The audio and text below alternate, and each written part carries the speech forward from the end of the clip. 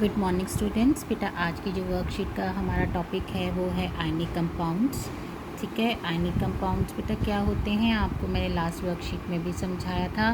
Ionic compound क्या होते हैं? जो आयंस बनाते हैं। क्या बनाते हैं बेटा? आयंस बनाते हैं। आयंस कितने प्रकार के होते हैं? आयंस दो प्रकार के होते हैं बेटा, अनाइन एंड कटाइन। ठीक है, एनाइन जिनके ऊपर कौन सा चार्ज होता है बेटा? नेगेटिव। एनाइन कौन से होते हैं बेटा? जिनके ऊपर कौन सा चार्ज होता है? नेगेटिव। और कटाइन क्या होते हैं बेटा? जिनके ऊपर कौन सा चार्ज होता है? पॉजिटिव। अब ये आयंस बने कैसे? ये आयंस बनते कैसे हैं? जब कोई भी एटम अपना इलेक्ट्रॉन लूज़ करता है या गेन करता है। कोई भी एटम क्या करता है बेटा? इलेक्ट्रॉन लूज़ करता है या गेन करता है, तो वो किस में चेंज हो जाता है? आयंस में। जैसे सोडियम है, सोडियम ने अपना एक इलेक्ट्रॉन रिमूव कर दिया। एक इलेक्ट्रॉन क्या कर दिया उसने बेटा? रिमूव कर दिया। तो ये कौन सा आयन बन गया? Positive ion. और पॉजिटिव आयन कौन सा है बेटा? कटाइन। क्लियर हो गया? ये आयंस बनते कैसे हैं? जब भी एटम अपना क्या निकाल देता है? एक इलेक्ट्रॉन निकाल देता है। अब ये इलेक्ट्रॉन इसने निकाला क्यों? इलेक्ट्रॉन क्यों निकाला? इलेक्ट्रॉन इसलिए निकाला ताकि जो एटम है अपने आखिर के लास्ट के जो शेल्स हैं, लास्ट का जो शेल है उसको क्या करेगा? फुलफिल करेगा, मीन्स पूरी तरह से भरेगा। टू अटेन, किसके लिए करेगा? To attain noble gas configuration. अपने आप को कहाँ तक लेकर जाएगा? नोबल गैस कन्फिग्रेशन तक लेकर जाएगा। अब जैसे सोडियम था, मैंने आपको एग्जांपल दिया अभी सोडियम का।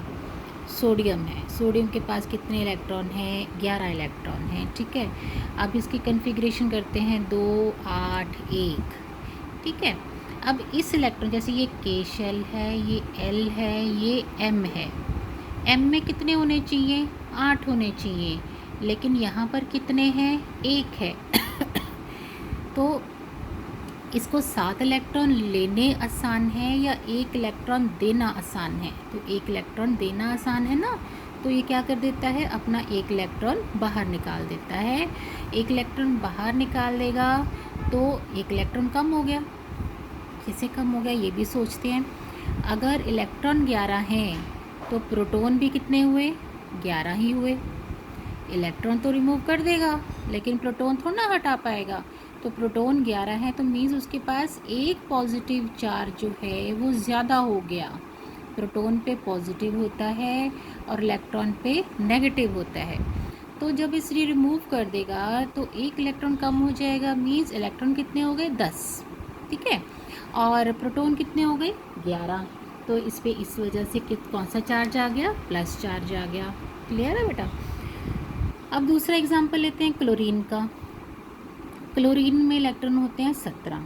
ठीक है, अब 17 इलेक्ट्रॉन होते हैं, इसकी कन्फिग्रेशन करते हैं 2 8 7। तो इसको अपनी नोबल गैस कन्फिग्रेशन तक पहुंचने के लिए मीन इसको इस शेल में कितने चाहिए थे? 8। एक कम है ना इसके पास। ये के शेल है, ये एल है, ये एम है, तो 8 चाहिए थे। तो इसके पास एक इलेक्ट्रॉन क्या हो गया? कम हो गया। तो क्या करेगा? एक इलेक्ट्रॉन लेने की कोशिश करेगा, उस एटम के साथ जुड़ जाएगा जो एक इलेक्ट्रॉन उसको प्रोवाइड करवा सकता है। ठीक है, तो कोई भी ऐसा एटम जो इसको एक इलेक्ट्रॉन दे सकता है, ये किस उसके साथ जाकर ज्वाइन हो जाएगा। ठीक है, अब इन दोनों को ही देख लेते हैं। अब सोडियम के पास एक इलेक्ट्रॉन ज़्यादा, क्लोरीन को चाहिए एक इलेक्ट्रॉन। ये दोनों आपस में क्या हो जाएंगे? ज्वाइन हो जाएंगे। ये अपना एक इलेक्ट्रॉन इसको ट्रांसफ़र कर देगा। तो ये कौन सा बन गया बेटा? ये कंपाउंड बन गया जिसे हम कहते हैं NaCl। तो NaCl कौन सा कंपाउंड है? आयनिक। NaCl कौन सा कंपाउंड है? आयनिक, जिसमें एक एटम जो है कटाइन और दूसरा एनाइन बनकर आपस में ज्वाइन होता है। तो इसलिए हम कौन सा इसको कंपाउंड कहते हैं? Ionic compound.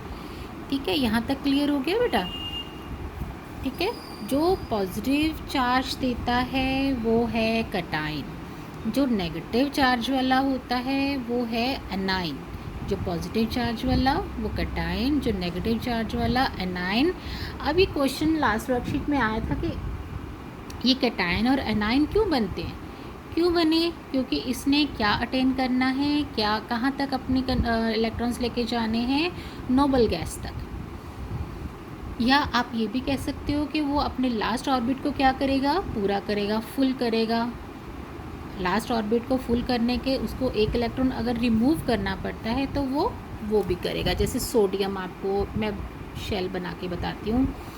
सोडियम का ये न्यूक्लियस हो गया, ये पहला शेल हो गया, ये दूसरा शेल और ये तीसरा शेल। सॉरी, गलत बन गया, मैं दोबारा बनाती हूँ, सही से नहीं बन रहा, जगह छोटी है। हाँ जी, ये सोडियम का ये है न्यूक्लियस, ये फर्स्ट शेल बना बेटा, ये सेकंड शेल बना और ये बना तीसरा शेल। ठीक है, ये के, ये एल, ये एम। के में है 2 इलेक्ट्रॉन, एल में है 1 2 3 4 5 6 7 8। ठीक है, एल में कितने हैं? 8, 2 8 1, यही है ना। अब एक हम किस में भरेंगे? एम में। ठीक है, तो नोबल गैस अटेन करने के लिए वो क्या करेगा? अपने एम शेल के अंदर जो एक इलेक्ट्रॉन है उसे निकाल देगा। ठीक है, तो इसके कितने शेल बचे? अब ये न्यूक्लियस, ये पहला शेल, ये दूसरा शेल। ठीक है, पहले शेल में 2 बचे, दूसरे शेल में कितने बचे? 1 2 3 4 5 6 7 8। तीसरा शेल इसने ख़त्म कर दिया, तो इस पर कौन सा चार्ज आ गया बेटा? पॉजिटिव, क्योंकि इसने अपना एक इलेक्ट्रॉन जो नेगेटिव वाला है वो निकाल दिया, तो कौन सा चार्ज आ गया? पॉजिटिव।